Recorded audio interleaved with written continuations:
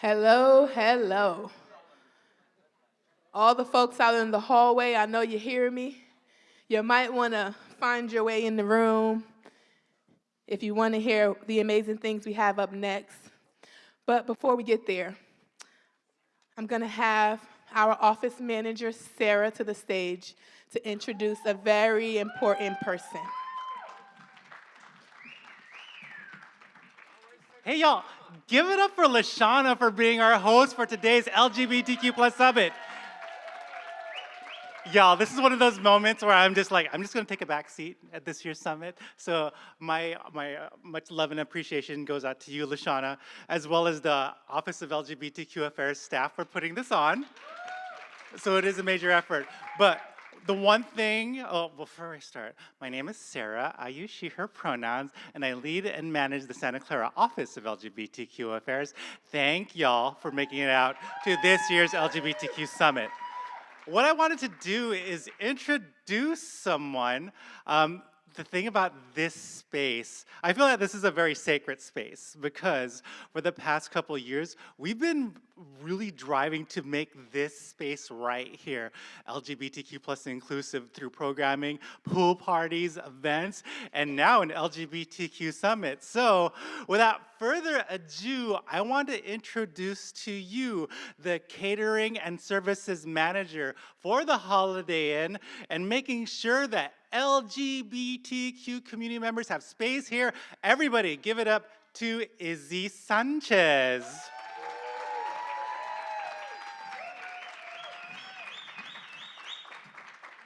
Hello, everybody. So this is what it looks like to be up here. Okay. I just want to welcome you to the hotel. I wanted to extend what the hotel has, all the love and support they've given to me, to our community. We have been fortunate to do lots of business with many organizations such as Silicon Valley Pride, Project Do More, and now we are hosting the LGBTQ Summit. From the bottom of my heart, thank you. I just want to let you know that our doors are always welcome to everyone, and you have a safe space here. And thank you.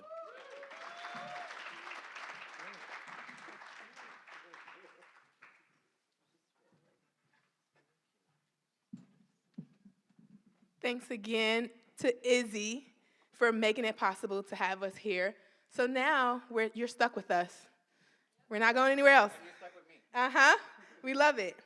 So without further ado, we are going to introduce and bring up here our In Your Own Words panel. And we will be hearing about lessons from diverse work experience. So these are folks that have lived experience, and they also have diverse work experiences that they can talk to us about. So for the facilitator, we will invite up Bianca Zamora.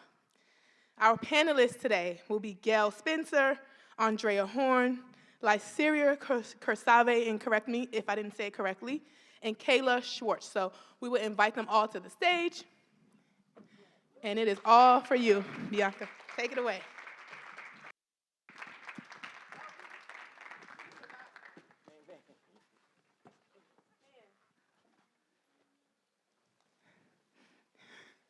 Man, turned me off that quick. I didn't even get off the stage yet. We forgot the one in the orange shirt. Who's that? May May? May May, and welcome May May too.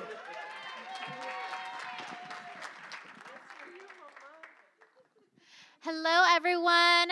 Happy Friday. Y'all are a gorgeous, gorgeous group of folks, and I'm so gifted to be able to share space with you and to share space with our phenomenal panelists who have stories that and words of wisdom to really talk about their workplace experiences, and it's particularly a passion area of mine. So I work at Stanford University with DIB staff initiatives, and so it is at the university level, and I really work to create spaces of inclusion, to create practices of equity for our staff and managers. And so today we're going to be talking about stories, and I'm a believer in the testimonial work of stories because, as one of my favorite quotes says, our stories highlight conditions. Right, the story of one highlights the conditions of many. And so the story of one is going to be highlighting the conditions that many of our LGBTQ plus community members may experience, although every story is unique to every individual. And so we're going to look at how professionals have navigated their professional spaces, particularly through an intersectional lens. And intersectionality is something that is really, really critical because of the roots of that word, right? So intersectionality comes from workplace discrimination cases. So Kimberly Crenshaw, who coined the term, was a law study professor.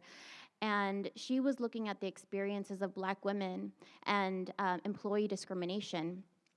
And when they were going to file discrimination cases, they could only file through one category, right? So it was siloed identities, either through race or gender, right? And Black women were saying, no, it is intersectional. Our experiences of oppression are not just based on our gender, but also our other multiple identities, because these structures, right, are also interconnected. And to understand our experiences as LGBTQ plus employees, we have to look at the multiple forms of oppression. And our stories today are really going to create space for us to unveil the impacts of these systems, but also give us pathways to be able to clap back and navigate through these systems for other professionals as well. So I want us to learn about our phenomenal panelists, and so I'm going to be asking all of you all to give us just a brief overview of your professional experiences, your background, and any industries that you've worked in. Can y'all hear me? Okay. Hi, thanks for having me. My name is Gail Spencer, and I use the she pronoun, and I'm just delighted to share some of my experiences with you. I'm a 61-year-old Black trans woman of color, and I've seen a lot of it, and I also live in Gilroy, and I don't see too many trans people there in Gilroy, but I've worked all over, with TGI Justice Project, which is an agency for Black trans women to help support them, and I also do Sunday dinners in San Francisco for the community, and anybody's welcome to come. And I'm just so excited to tell my story, and I have a lot more to talk about. Yes, thank you, Ms. Gail. Hi, I'm Kaila. I have been a public school, high school teacher for the past 23 years, specifically the theater teacher for the past 22 years. Prior to becoming a teacher, I actually was a semi-professional theater artist, which really meant that I did anything that I could to make my rent, which mostly meant phone sales or restaurant work or clothing, retail, things like that. Anything that I could do to make money. Thank you, yes. Thank you. Yes, we snap and clap in this place. Hi, I'm Andrea. My last name is Horne, H-O-R-N-E, the E silent. With the little Filipino ladies at the pharmacy always call me Miss Horny. Your prescription is ready. So the E silent. Let's see. I don't think we have time for all my jobs, but my first job, I was a teenage runaway transsexual prostitute at 15. So thanks for the applause. It's rather cliche, but yeah, that's how it was. And yeah, I've sung a little bit. I lived most of my life stealth. And so I'm sure you guys know what that means, right? And so even now, it's challenging for me to come up here and out myself because I'm just an old school doll and we didn't play that. We didn't out ourselves. I mean, there's trans folks on TV now tipping around, which is fabulous, but it's beyond my comprehension. So thank you. Yes, I have a lot more to say, too. Thank you.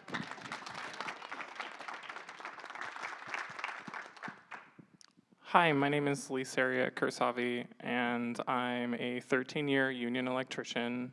I work on big construction sites, probably at a lot of the office buildings that you all work in. I'm also the president of the South Bay chapter of Pride at Work, which works to get more queer people into union spaces. And can I just take a moment to mention just the absolute professionals we have next to us? I know that when we talk about LGBTQ issues and changing culture and everything, it often comes from a very office works-oriented place, but I don't think any of you were enthusiast or amateur level sex workers, right? So we're all professionals up here, and I appreciate that we're getting a chance to actually speak today.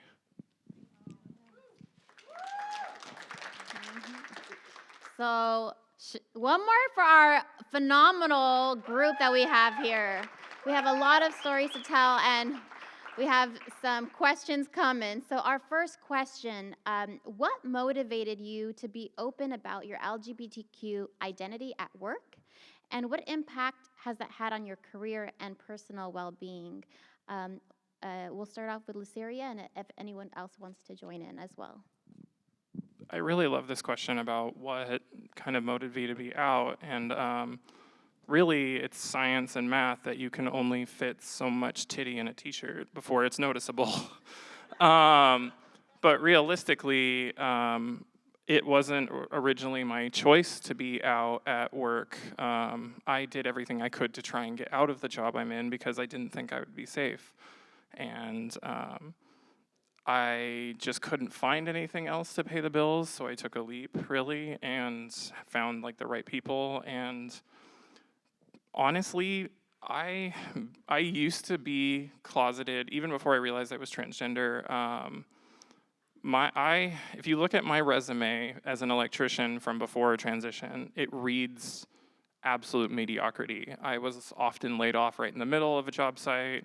I wasn't kept. Now I have companies that have come to me and actually said, we've run out of work, but next time you see a call for this job, please come back. Please come back and work for us. And that is something I actually never thought I'd experience. Having that stress of transitioning or that stress of not being able to live in a way that you are authentically yourself, once that's gone, suddenly work is easier for me. And I never thought that was something I'd experience. I'd like to. Well, my first profession actually was as an actor, right? So, like, what queer person doesn't find a home in theater? And so it was very easy to be out as a lesbian for the entire length of my theater career. It wasn't an issue. I didn't worry about getting typecast because I was already not getting the roles that I wanted. For other reasons, because I looked too young, or I never fit the mold. I wasn't the ingenue, I wasn't this, I wasn't that. But as a teacher, when I became a teacher, I kind of ran into the closet. And that was a weird thing for me. I was terrified. I was terrified that my students would think of me differently. My district knew I was gay. I mean, I came in as a married woman with a wife. So, a lot of my coworkers didn't necessarily care, but I had a lot of negative confrontations with them. And I have to say, it wasn't until the pandemic, actually, that I started feeling more comfortable being more truthful with myself. I mean, my students who needed to know, knew. But now I talk about my wife in front of my students, and I think that it was really my students who led the way for that, because they are so open about themselves. When I came out, and I say in the 70s, and when I came out as a gay boy, I had some problems with my family. They didn't like it, and to be honest, I was kind of confused of my sexuality or who I am. And when I came out, I just came out as trans, and it really fucked a lot of people up, but I didn't care, because I was happy with who I am, and I'll tell a person in a minute, if you don't like me, you can go kick rocks, So we have came a long way. And like I said earlier, it's a blessing to be able to sit here on this panel and have a discussion about my life, which I consider it to be personal, you know, and a little bit more about me. When I came to San Francisco in 1998, I came positive, and this was during the pandemic where the AIDS crisis was going on, and my best friend passed away literally in my arms, and I'm like, okay, what do we do? And I wanted to live. So I was like, okay, we're gonna go to San Francisco. And when I came to San Francisco, and I was able to get HIV/AIDS care, and to be able to sit here and have a conversation with you, which is a blessing, because when I came out, it was not easy. And I came out in high school, and I went to an all-boys school. So we all have a story to tell, and as we go on, I'll tell you more about me.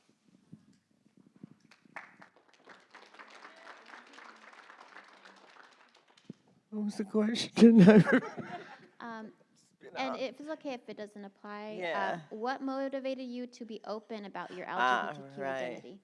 Ooh, that was a process. I realized about 20 few years ago that I had a lot of privilege. And I had pretty privilege, and I had passing privilege, and I had a lot of privilege. And I realized one day that I have all that privilege, not for me, but for others. And it's to help other people who don't have as much privilege as I do. And I've never had money privileges, but I live like I had money. So it's kind of the same thing. And so, yeah, so I think that it took me a long time to get to the place where I'm out about work, but I think it's really necessary to move things forward for trans people to be as visible as possible, even though inside I'm dying, but on the outside I'm living my dream. So thank you.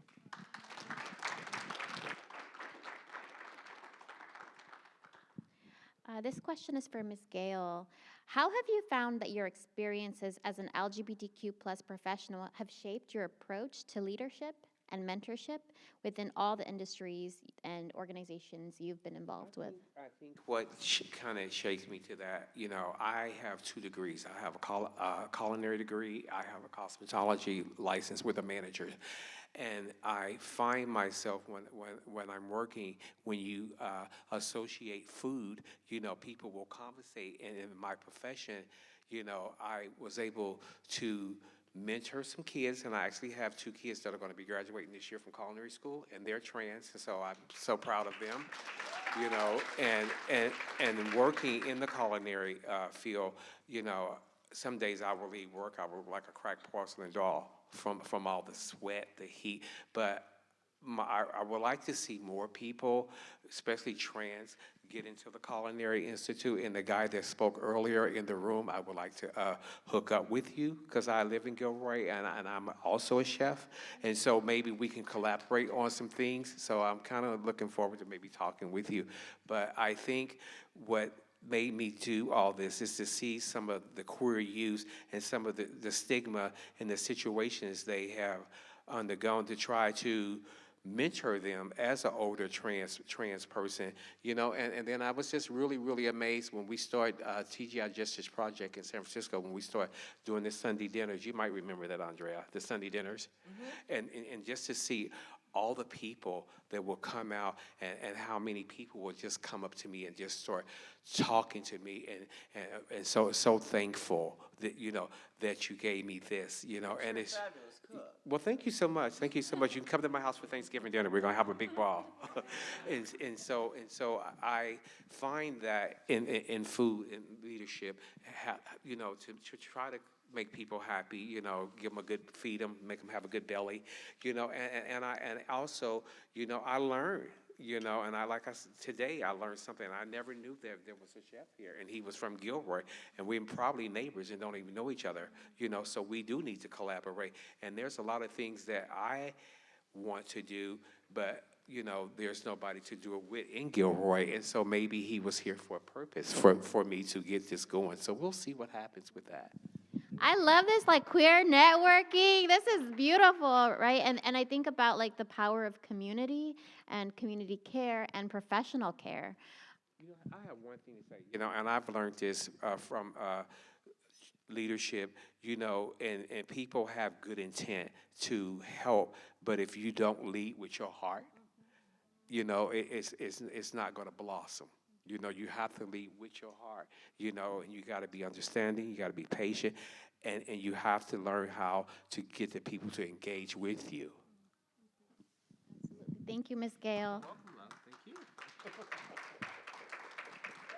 Andrea, how have you found that your identity, your LGBTQ identity, intersects with other aspects of your identity? And how has this like interconnectedness influenced your work experience? I'm glad I'm not trying to be stealth anymore because you sure have outed me. Well, I think I'm probably one of the queens of intersections. But before I say that, when I was growing up, this many queer people, the police would be here taking everybody away. I just want you guys to know how lucky you are that we have these sacred spaces, because they didn't exist just a few years ago. And, we do owe Black trans women that. Because none of us would be here without those women. And why did they do it? Because they didn't have shit to lose. That's why they were able to do that. And so we need to honor them when we see them. Thank you. Andrea, I would agree with you on that. Coming up, I remember back in the day, honey, when the police would see the girls out on the corner working and come out there and thank you, and take your wig off your head, honey, and parade you around town, honey, and we'll whoop your ass. Oh, I got beat up by the police about 3 times. So it is a blessing to be here and to come out in the 70s and 80s and to see all this now. Because where I come from in Cincinnati, this was nothing. It would be nothing. And so it's just a blessing. We should all be thankful that we're able to sit here in this room, because safely, and it's because of the Black trans women marching in Stonewall. No, fighting the police. Fighting the police. I was meant to say fighting the police. Stonewall. Yeah, fighting the police. Yes, ma'am, copy the cafeteria. Yeah, you're right. Not just that. Okay, what's more? Every day. Okay. Shit. Yeah, every day. You're Not right. just the stuff that white people deemed historically relevant. Mm-hmm. But the real everyday, day to day, trying to live without being beat up and arrested and harassed by not only the police, but by your own community. Thank you very much. Thank you very much, honey. And we'll wear you out, too. Yes, ma'am. So we came a long way, huh, Andrea? We came a long way, baby. But we still got a long way to go. We still got a long way to go. I'm feeling this in my bones. Thank you so much. Keep it raw, girl. Keep it real. Keeping it real. We are keeping it real.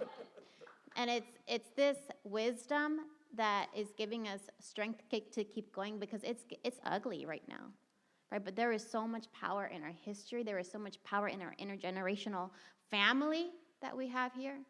Don't you know how powerful we would be if we all stuck together and stopped cutthroating each other, and being trans, and sometimes dealing with other trans people, it could be very messy, but I can't imagine how strong we would be if we stick together and we all put this fight, because they got something for our ass, and they coming with these different rhetorics and bills and all that. So we need to be ready.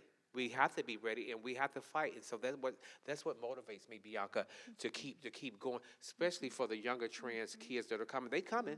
They coming by the busloads, And so we need to be ready to help them, And I'm just so thankful to be here and have this conversation, because it's just been a long time to make it, and we still got a lot of work to go. We ain't done yet. We got to fight, and we got to fight together. We're grateful for you, Ms. Gail. Lyseria, can you share an example of a time when you felt the support of, can you talk about your process in coming out and then the role of allies in your workplace experience? Thanks. And I should preface this by offering a trigger warning. This won't be the easy part, and if you're wearing mascara that's not waterproof, I'm sorry. So I transitioned on the job. I transitioned around 2021, and actually just 2 weeks ago celebrated my 2-year HRT birthday. And thank you. But when I was transitioning, I transitioned in secret on the job site. I transitioned taking medicine and wearing a hoodie probably longer than I needed to, and checking my body multiple times with my phone to make sure I wasn't showing anything or any signs. Thankfully, the closest I got to was people kept asking me if I was an apprentice because I started to look younger and younger because I didn't have any body hair.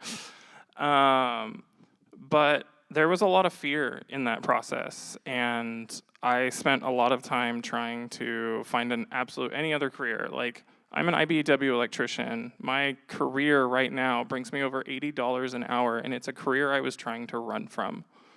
And it pushed me to the point where I almost I tried to make an OnlyFans account. I succeeded, and in the mixer part after, asked me about how that got me my family back, because it's funny. But ultimately, I ended up on the roof of my apartment complex. And the only thing that kept me from being here, or kept me here, instead of being a red mark next to the pool of the Ironworks apartment complex, is my best friend and chosen sister screaming the words, "Don't you fucking leave me." Wow. And at that point, no one had done anything to me.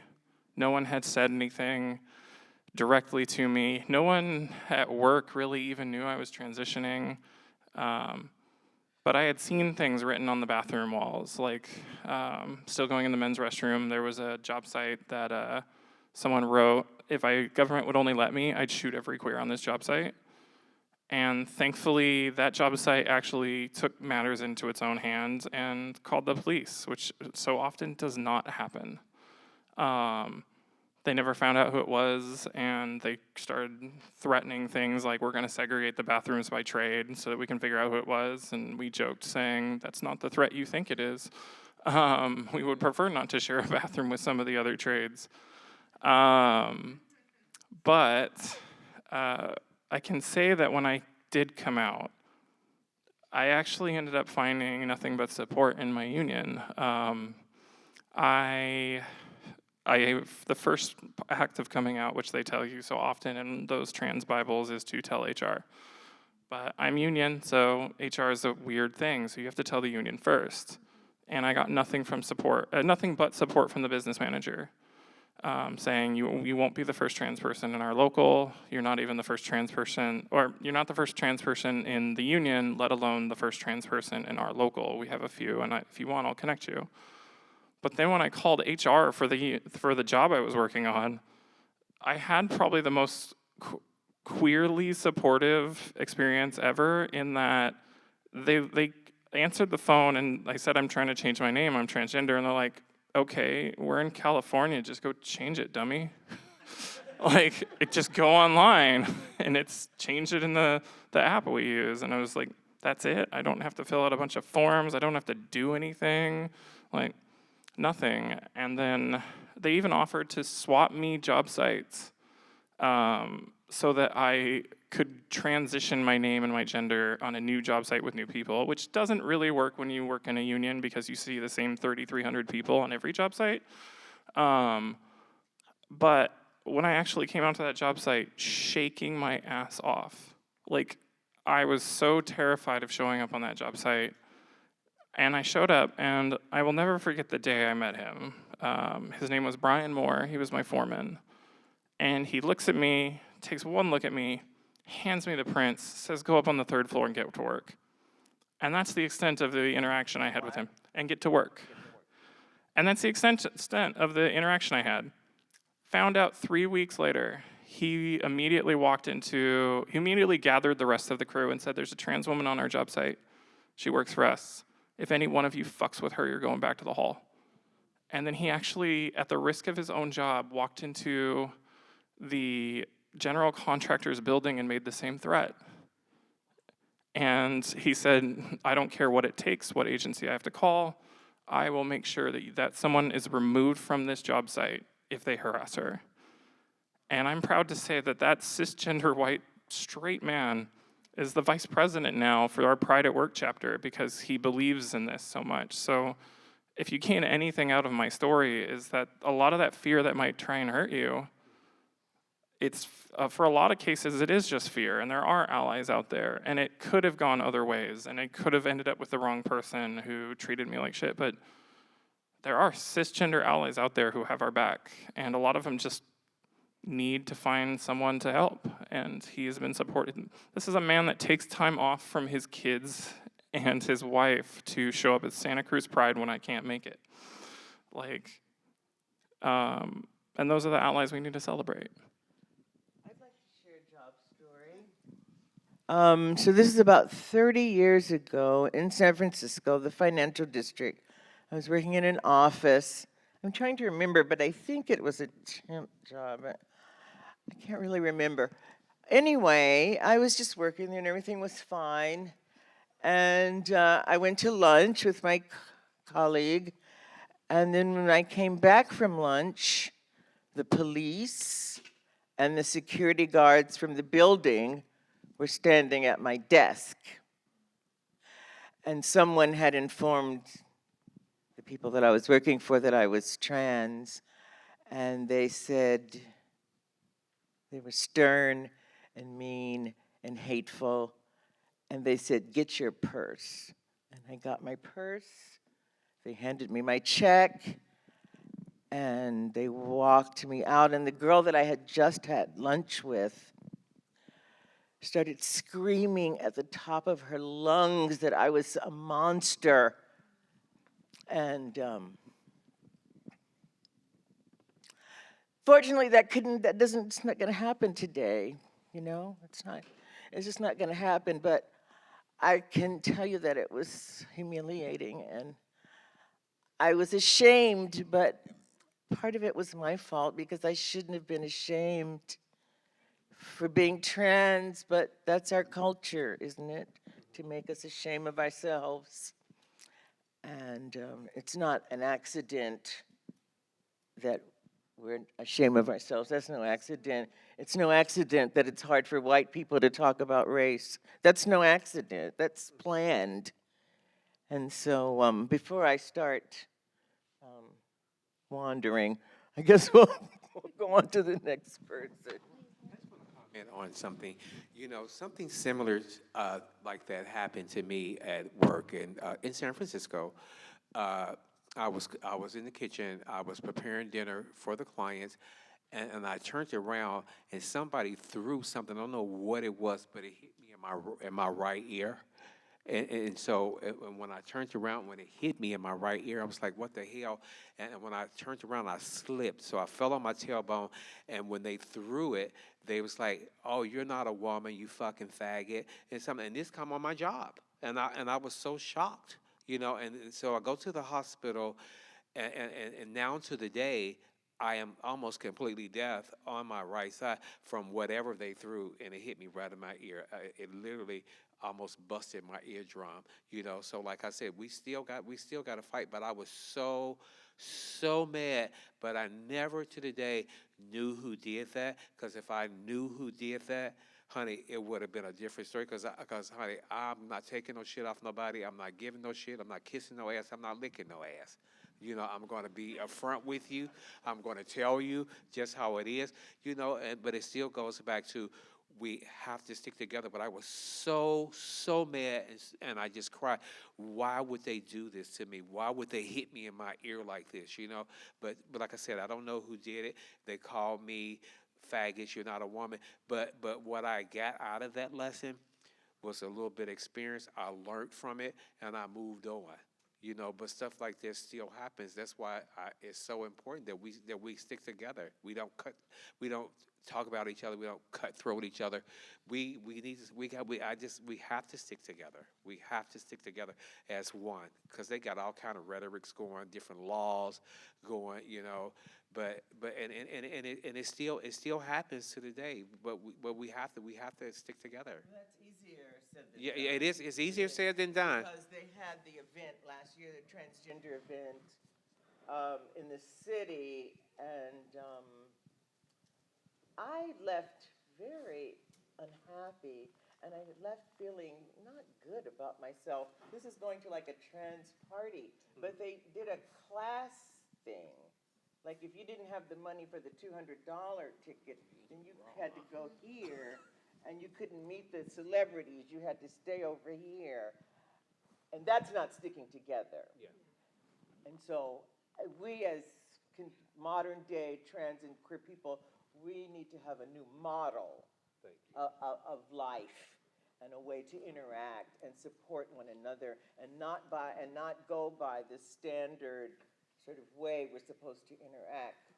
We have the capability to create a whole new world. True. And that's what we should strive for.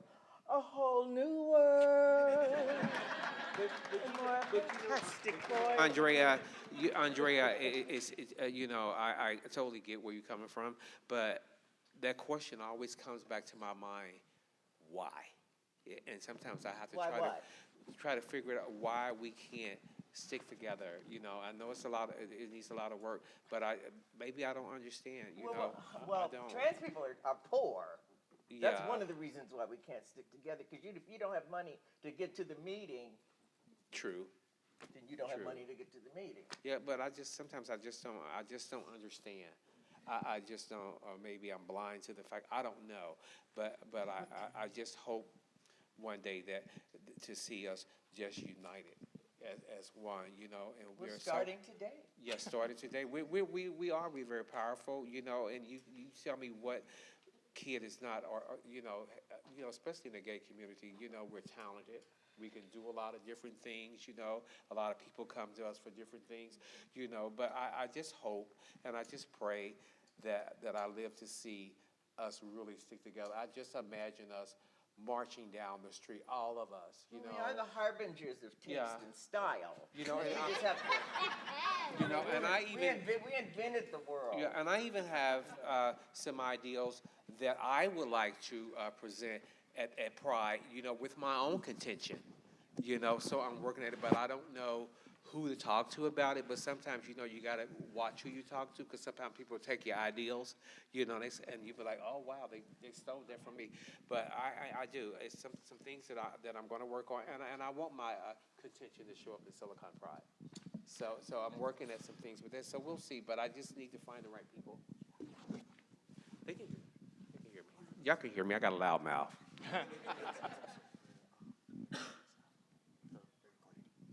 Okay. Can I jump in a little bit on that, just about sticking together? I kind of just want to tell a story about something that had been actually done to me before I realized I was trans, and kind of pushed me farther back in the closet.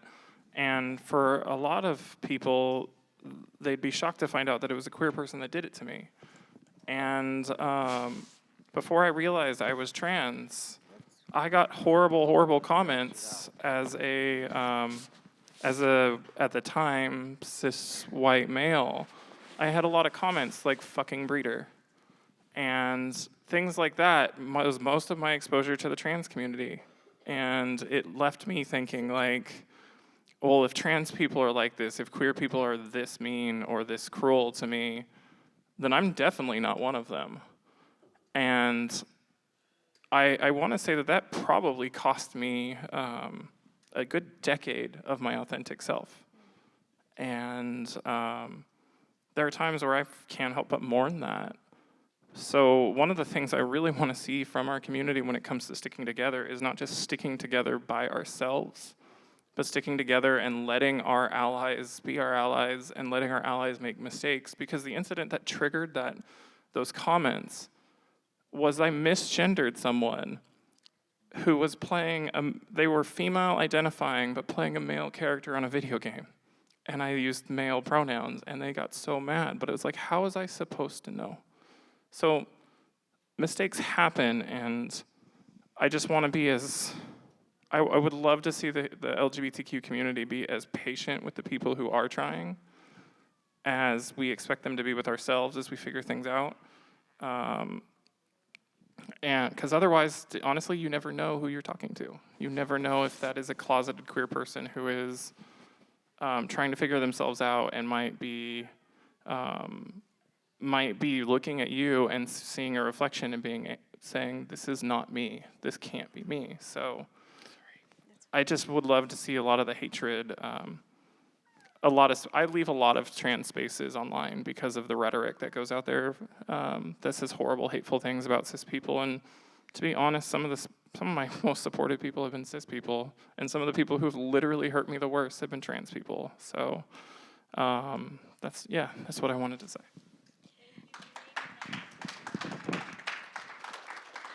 I don't know, maybe, I know that I have a different perspective on this. First of all, I'm not trans. I am cis lesbian. But when I came out 38 years ago, I know I look a lot younger than I am. I thought you were 20. When I came out 38 years ago, the LGBT community was so divided that you were in the lesbian camp, you were in the gay camp, and there was no unity. Exactly. In fact, the biggest insult a gay man could call another gay man was a lesbian. So I've seen over the past 38 years, I have seen a lot more unification happen. And even in the past decade, I've seen more inclusion with, because I mean, gosh, I know there have been a lot of struggles accepting the trans community, and I could never understand why trans women were not invited and included in women-only spaces. I could never understand that. But I've seen over the past 38 years that we have come to a better place of unity. And it's not at all what it was before. But I agree that we do have a long way to go. I also have the perspective of working with young people who are creating that future that we are looking for. So what if they called you a groomer? Oh, well, I mean, I'm ready for that fight. Oh, yeah, I know you are. I am so ready for that fight. Bring it on. Moms of Liberty has approached my district. My district has not responded. We will not be removing queer literature from our bookshelves. We will not be disallowing trans students from using whatever restrooms they need to use. And we will keep honoring everybody's voices. And I know that I have my school board support on that. So let them come. We are ready for that fight. I just feel like this way. Trans women kick the door in, and then our lesbian and gay brothers and sisters trampled us on the way in the house and then locked the door behind us. And that's how I feel as a trans woman. Without support from my as being an older trans woman, I was at a I'm older than you. Yeah, you are. Yeah. You are. But we look fabulous. And to be my age, I'm still learning. I was at a conference in Fort Myers, and I misgendered someone. And so they came over there, they was like, oh, Miss Gail, you shouldn't have said that, you shouldn't have said that. And I'm like, okay, well, I don't know. And to be truthfully with you, I'm still learning a lot of the pronouns. I don't know, what you identify. When we grew up, everybody was she. Everybody was she. The dog, your father, everybody. You're a sissy, you're a punk. And so all these new terminologies, I'm still learning them, at my age, because I don't understand. I don't know. People say, well, I go by they, them, I'm okay. What does that mean? I don't know, because we never heard anything like that, right, Andrea? It's not coming about. I don't know. So I'm still learning. I'm still learning these pronouns, and I just want to make sure I get it right. I don't want to chew my head off. I just liked it when everybody was she. Everybody was she. It was so much simpler in the old days. I think about all of our experiences, right? It's like an umbrella term. Queer and trans is an umbrella term, but there are rips of like racism, rips of transphobia, rips of classism, and people get wet based on these different isms, right? And it's like, how do we weave and sew and mend and heal, even within our own community? These very, very, very toxic internalized ideologies. So thank you so much all for sharing. I do have a next question for Kaila. So myself, I'm a lesbian thespian myself. And so when you talked about, your theater, I'm really, really excited to hear about your experience as a theater director from Milpitas High School. Can you provide insights into the importance of storytelling and sharing experiences as a means of promoting understanding and empathy in an educational setting? This is not an easy question to answer. I just have to say that right out. But what I want to start with is a quote from Pablo Picasso, who said, and that's why I had to get out my phone, my memory is not great, thank you, menopause. There is only one way to see things until someone shows us how to look at them with different eyes. And I think that right there is the power of theater. In my class, everybody can play whoever they want. I tell my students that when they're looking for scenes, they choose the gender they want. It doesn't matter. They can try on different personalities. They can try on different characters, but the only thing that matters is to truthfully tell that character's story. That means listening, that means respecting, that means honoring everybody else in the class. And I tell them they don't have to be friends, but they do have to create that safe space so that it can become a brave space. Because safe spaces aren't good enough. Brave spaces allow people to tell their stories. That's how I want my theater program to be. Did I answer it? Absolutely, yes. And I feel like when a student steps into a role to truthfully tell that person's story, then they are able to see the world in a different way. And it becomes a little bit bigger and a little smaller at the same time, because we start seeing how similar we are across all of these different isms and all of these different shades and belief systems. We really are. I mean, we all bleed red.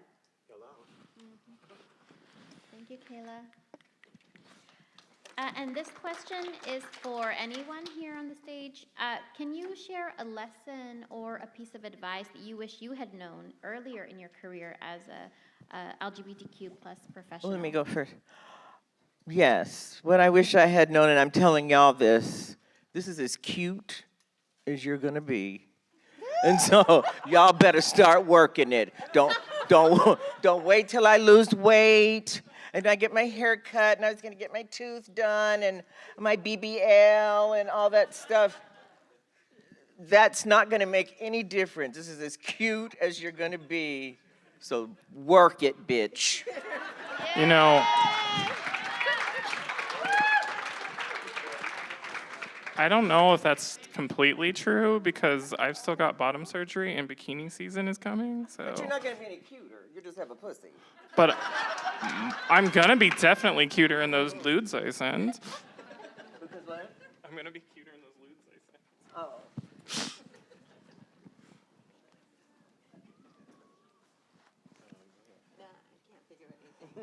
Okay. Well, I'm sitting here trying to think of the best way that I could answer that question. So I'll pass. But I want to come back to that question because I want to make sure that I'm right. Okay, I think I have it. Okay. That day, I would go back in time and I would tell myself that day that one of my students asked me about my husband, and I looked at him and I said, "Husband?" And he said, "Well, you're wearing a ring, right?" And my hand went in my pocket. I would tell myself to answer that question differently. That it would have been okay to be my authentic self, and it would have been empowering for everybody else in that class. I would tell myself not to stay silent because there was really nothing to be afraid of. That's what I would do. I couldn't be silent. I don't know. I'm just a very vocal person, unlike my mom. And some of the trials and tribulations that I have been through, I think today makes me a better person. And I'm in it for the long haul. And I continue to go back to their word. We got to fight.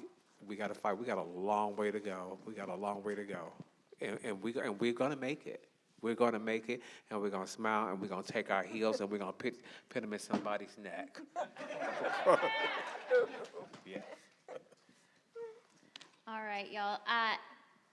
How do you balance the desire for authenticity in the workplace with concerns about privacy and potential discrimination? I have a really good answer for this. I didn't have a choice. I had to come out. I had to be myself, or it was this or die. Because, yeah, I was so unhappy beforehand that if I had known this level of happiness was available, even with the risk of like working in a construction industry where gay people are still afraid to work there, let alone trans people. So if I had known that this level of happiness that I feel today, that I feel when I spend time with my partner as my authentic self, was available, I would have chased this dream years ago, instead of waiting until 35. When I completed my transition, I felt like I was myself. I felt that I accomplished what I wanted, and I feel good being trans, and I don't care who likes it, I don't care if you clock T or whatever, I don't know, go right on, but now I'm happy with myself, and the things that are happening in my life, some things could be better, but I'm just so grateful to be here, Bianca. I'm just so grateful to be talking to you because this was so unheard of when I was coming out. The guys would come home from school, they whoop your ass, and your dad say, oh, well, you better fight them back, you're still a man, but it's just we have came so far, and it's just so much better now to be able to share this space with a lot of people like me, I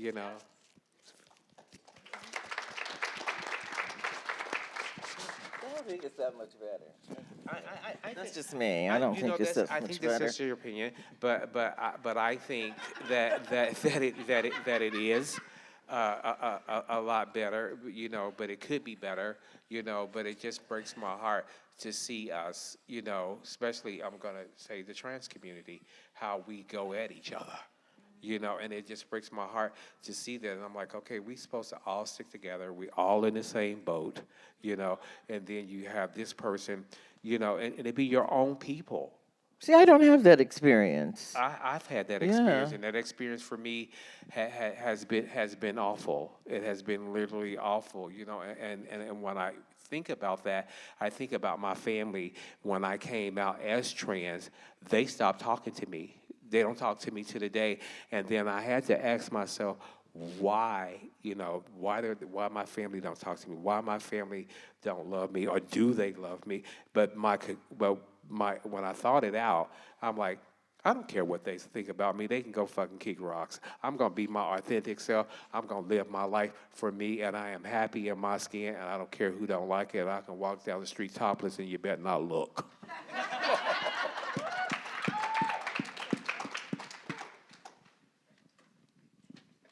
I think this is for me as a person, and I'm sure for a lot of us here. For me, this is probably one of the most impactful moments of my life to hear your stories. So first, I just want to say thank you so much for sharing your magic, your wisdom, because we are magic in this space. I mean, LGBT people, especially trans, used to run the world, really. Mm-hmm. I mean, we were the caregivers for every community. And I've been doing research for a book about, the working title is How Black Trans Women Changed the World. And I found, my first one was Mary Jones from 1836, which is phenomenal. But I even found a black trans woman from 1550. That's 500 years ago. What was her name? Her name was Victoria. And Victoria lived in Lisbon, and she was the only reason we know about Victoria is because she was brought before the Portuguese Inquisition, because she had men lined up at her house to get with her. And I guess those old priest queens got jealous or something. I don't know. But she was brought before the Portuguese Inquisition, which is kind of a big deal, but it also kind of says that, we're just not 21st century inventions, trans people, because some people do say that. So we've always been here. There was a book called Boy Wives, Women Husbands, about queerness in pre-contact Africa. And there were trans women in Addis Ababa, in Ethiopia, 2,000 years ago, prostituting and looking beautiful. That's what the research said. And so, although the book was really dry and academic, but and I'm like, and so, yes, here we are. And I think today we just need to kind of say to ourselves that we're going to try for a different model of human interaction and not just go by the one that's pre-arranged for us, to like hurt people and then say, it's just business. That's the model we live by in this country. And we can change that. The research that I've found is like every trans person was a magical person in their community, and we need to try to find our rightful place back in the world and sort of eschew this American Euro version of what Christianity is. And we need to tell them what Christianity is, and that we are chosen by God. It's just that they got it fucked up here in America. But genders, and we all know this, third genders and fifth genders are nothing new. But it seems like it's new to Americans, and that's because we're so poorly educated. We're very well miseducated. Yeah, we're miseducated. This country thrives on miseducating you. They want to educate you enough to follow directions and get in there and you do the work. And so I just envision a new model where we're all nannies and caregivers and lovers. Yeah. Thank you. That's one thing about community. I've learned that a lot of people are that are LGBT. They are how can I put this? My gosh, I just lost my train of thinking. That they are spiritual, and I've learned that, and I found myself going to the City of Refuge, and participating, and we all somewhat are spiritual. We all somewhat have God in our heart, So that is so true, Andrea. I think about this world and like very similar to you, Andrea, right? It's like we have always been magical. It's been this world that has worked to convince us that we're anything but that. Yes, that's true. It's sad. It's really sad. It really is. But but that's what I think is our fight. Visibility. They hate us because they ain't us. We're going to throw fairy dust, girl. We're throwing fairy dust. Some glitter. We'll help you with your lashes. I don't know what you need. You need some help. You need a little fairy dust. Yes. We have our final question. In your own words, what message or advice would you give to LGBTQ people who are just starting in their careers, or maybe they're facing challenges right now in their workplaces? I'd love to answer this first if I can. It's actually a quote from one of my favorite authors who is still writing. It's not someone from the 1600s or anything, but Brandon Sanderson writes fantasy novels, and the quote I love kind of is to anyone who looks at this panel or looks at anyone who's working in queer activism and says, I can't do that. That's not me. I don't have that strength. I don't really have the power or the influence to do that. And the quote is, what is the point of lofty goals if not to inspire us to do something lofty?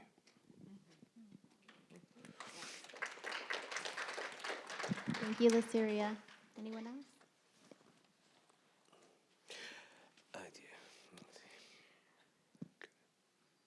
Can I add one? Oh, I just wanted to say real quick, this is Kaila's first time speaking, and she's doing such a fantastic job. I didn't mean to cut her off.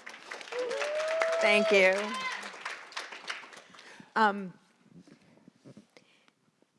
When I started teaching 23 years ago, there weren't very many other queer teachers, and it was, we were kind of invisible, not to each other. But there are many more who are visible, and we have non-binary teachers who are not invisible with their students or with staff. And it's okay to be yourself now, at least here in California.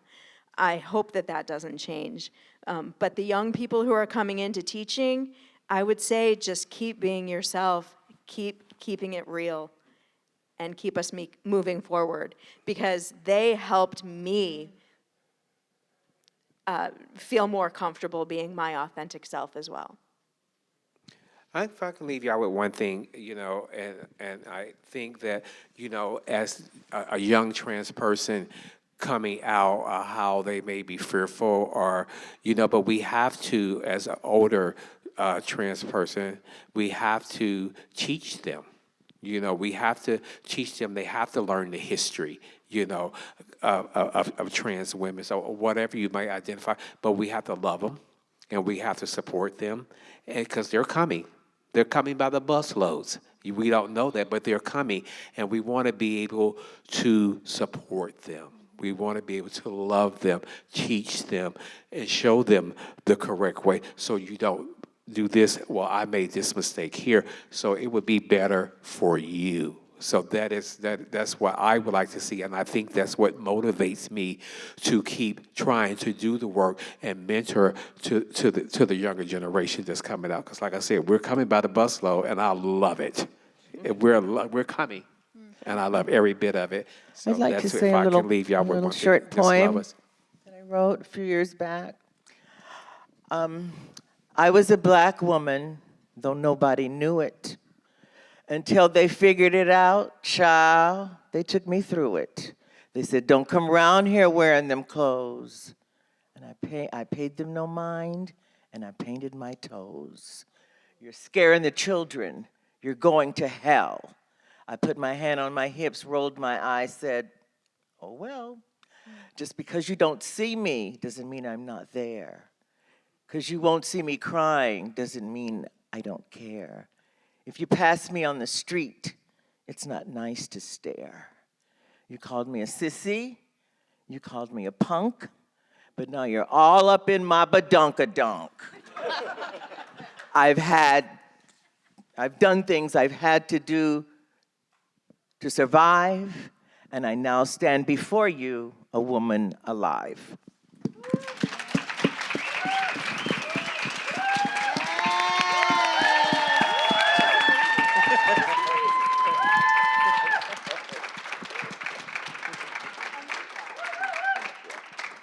Thank you so much for these spaces, because these spaces, I feel, save lives, keep us going, invigorate us, give us the fire that we need, because this world was not created for us to thrive, and you telling your stories is creating pathways for other people to see it's possible to find their place in this world. So thank you for your stories, your magic, your love. Can we give it up for our amazing panelists? Thank you, everyone. First of all, I don't appreciate this sitting down clap. These beautiful people up here are sharing their story. They've shared their traumas. They've shared their inequities. And I think they deserve more than a sit down clap. I want to thank you all for being here. This and makes my heart so happy and to I see want to this. say, I'm so happy. on to we need to fight the same fight. Listening to all of your peers share your stories. I'm much younger, but I've had similar experiences. So I resonated with Miss Andrea when she said, I don't think it's that much different. Just 4 years ago, I left a county because of anti-LGBTQ rhetoric and racism against me. That was just in California 4 years ago, 2019. And I was put out of work for 3 months because my supervisor didn't like that I was black, and she didn't like that I was a lesbian. And she did everything she could to get me out of there. But you came on through. Of course I fought. You came Of on course through. I got the support of union, and they fought my battle. So I was out of work paid for 3 months, and then they said, you know what? You were actually in the right, so we want you to come back. And I said, you know what? I'm leaving. And I was fortunate to land in Santa Clara County. And just a couple of weeks ago, I made 4 years here. This is the longest job I've ever held. It's usually been 2 years or less, and I'm gone. So to see progression, it's not perfect, but it's better than what others are receiving. So to have community willing to share, to fight, to help, to mentor is amazing. So we appreciate you all for coming, sharing. Thank you so much for having me. And being in our company and just giving us a little bit of your wisdom. Thank you. Y'all can't make us perfect, and y'all can't stop us and protect us from some things. We're gonna fall, we're gonna trip, just like your parents. But you're patient, you're kind, and you're willing to still stand beside us and fight even though you've already done your part. So now it's up to us to pick up the torch, lace up our boots, and keep the fight going. We have to. We have to. So thanks again we to have all of to you keep it going. We for have to coming keep up the here fight and going. sharing with us. So I like to give options. We did schedule y'all for a break.